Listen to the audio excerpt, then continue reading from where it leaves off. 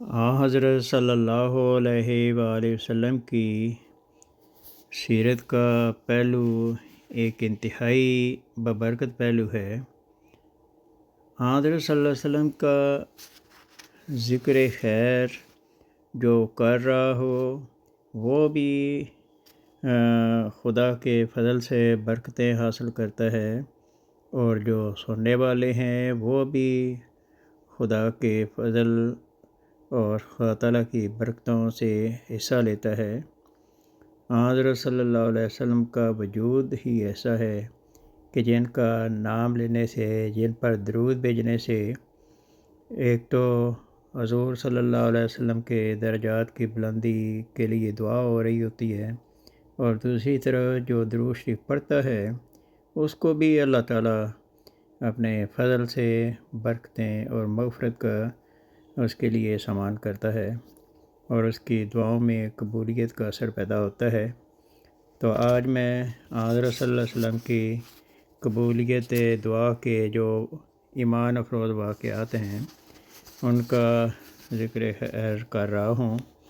تو اس سلسلہ میں حضرت صلی اللہ علیہ وسلم کے ایک مشہور صحابی حضرت مقداد رضی اللہ تعالیٰ عنہ کا بیان کرتا ہوں کہ وہ بیان کرتے ہیں کہ میں اور میرے دو ساتھی بھوک اور فاقوں سے ایسے بدحال ہوئے کہ سماعت و بصارت بھی متاثر ہو گئی۔ مقداد اپنے اس وقت کی مالی تنگی کا حال بیان کرتے ہوئے کہتے ہیں کہ میرے پاس صرف ایک اوڑھنے کی چادر تھی، وہ بھی اتنی مختصر کہ سر ڈھانپتا تو پاؤں ننگے ہو جاتے اور پاؤں ڈھانکتا تو سر ننگا رہتا تھا۔ ہم نے محتاجی کے اس عالم میں صحابہ رسول صلی اللہ علیہ وسلم سے مدد چاہی، مگر کوئی بھی ہمیں مہمان بنا کر پاس نہ رکھ سکا۔ بالآخر ہم رسول کریم صلی اللہ علیہ وسلم کی خدمت میں حاضر ہو گئے۔ حضور صلی اللہ علیہ وسلم ہمیں اپنے گھر لے گئے۔ آپ کے گھر میں 3 بکریاں تھیں۔ آپ نے فرمایا ان بکریوں کا دودھ دوہ لیا کرو، ہم چاروں پی لیا کریں گے۔ چنانچہ یوں گزارا ہونے لگا۔ ہم تینوں دودھ کا اپنا حصہ پی کر رسول کریم صلی اللہ علیہ وسلم کا حصہ بچا کر رکھ لیتے تھے۔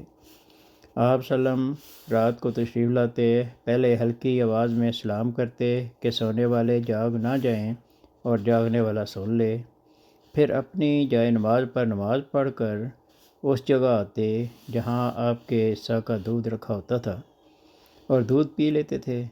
ایک رات شیطان نے مجھے دل میں کیا خیال ڈالا کہ دودھ کا اپنا حصہ پی کر میں سوچنے لگا کہ یہ جو حضور کے لیے تھوڑا سا دودھ بچا کر رکھا ہے اس کی آپ کو ضرورت ہی کیا ہے؟ آپ کی خدمت میں تو انصار تحفے پیش کرتے رہتے ہیں اور آپ اس سے کھا پی لیتے ہوں گے۔ یہ سوچ کر میں نے حضور کے حصہ کا دودھ بھی پی لیا۔ جب اس سے خوب پیٹ بھر چکا اور یقین ہو گیا کہ اب رسول کریم صلی اللہ علیہ وسلم کے لیے کوئی دودھ باقی نہیں رہا، تو اپنے کیے پر سخت ندامت سے اپنے آپ کو کوسنے لگا کہ تیرا برا ہو، تو نے کیا کیا کہ رسول کریم صلی اللہ علیہ وسلم کا حصہ بھی ہڑپ کر گیا۔ اب رسول کریم صلی اللہ علیہ وسلم آئیں گے اور حسب معمول جب دودھ اس جگہ نہیں ملے گا تو ضرور تمہارے خلاف کوئی بددعا کریں گے، اور تو ایسا ہلاک ہوگا کہ دنیا و آخرت تباہ ہو جائے گی۔ اسی مخمصے اور بے چینی میں میری نیند اڑ گئی تھی، جبکہ میرے دونوں ساتھی میٹھی نیند سو رہے تھے کیونکہ وہ میری حرکت میں شامل نہیں تھے۔ اسی اثناء میں رسول اللہ صلی اللہ علیہ وسلم تشریف لائے۔ آپ صلی اللہ علیہ وسلم نے حسب عادت پہلے سلام کیا، پہلے اپنی جائے نماز پر جا کر نماز پڑھتے رہے، پھر اپنے دودھ والے برتن کے پاس ڈھکنا اٹھایا تو اس میں کچھ نہ پایا۔ ادھر آپ نے اپنا سر آسمان کی طرف اٹھایا اور ادھر مجھے یہ خوف کہ لو اب میرے خلاف بددعا ہوئی اور میں مارا گیا۔ مگر آپ صلی اللہ علیہ وسلم نے جو دعا کی وہ یہ تھی، اے اللہ جو مجھے کھلائے تو اس کو کھلا، جو مجھے پلائے تو خود اس کو پلا۔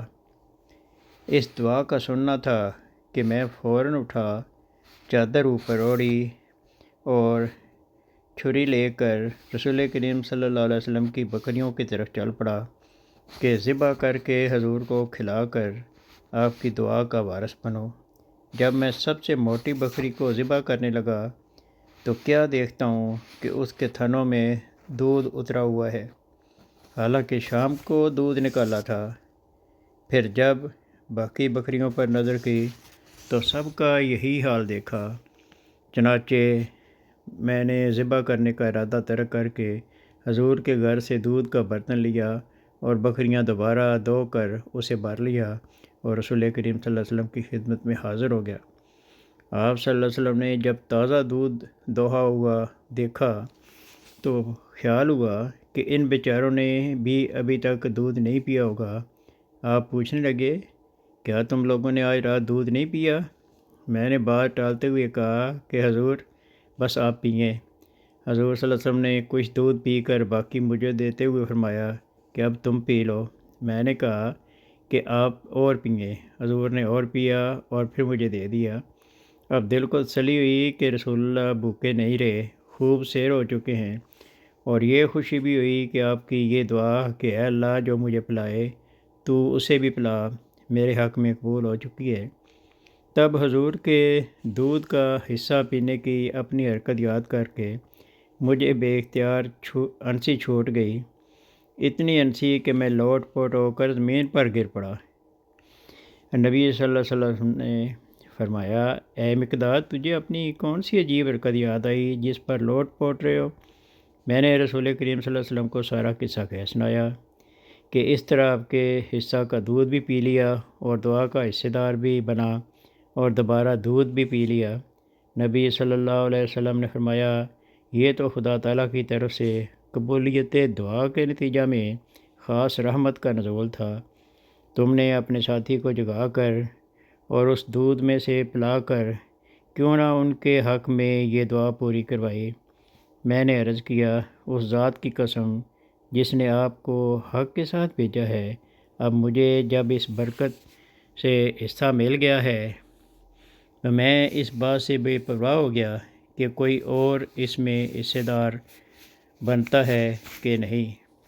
یہ دیکھو کتنا ایمان افروز واقعہ ہے کہ حضرت صلی اللہ علیہ وسلم نے کوئی گلہ اور شکوہ نہیں کیا، نہ غصے کا اظہار کیا، بلکہ الٹی ان کے لیے بہت خوبصورت انداز میں دعا کی، اور دعا کا بھی ایک ایسا عظیم الشان معجزہ ظاہر ہوا کہ فوراً ہی اللہ تعالیٰ نے دودھ کا سامان بھی کر دیا جو بظاہر ممکن نہیں تھا۔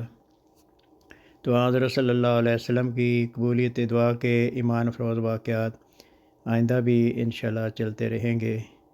آئندہ بھی ویڈیو کو دیکھنے کے لیے چینل کو سبسکرائب کر لیں، اور اگلی ویڈیو تک کے لیے آپ سے اجازت چاہتا ہوں۔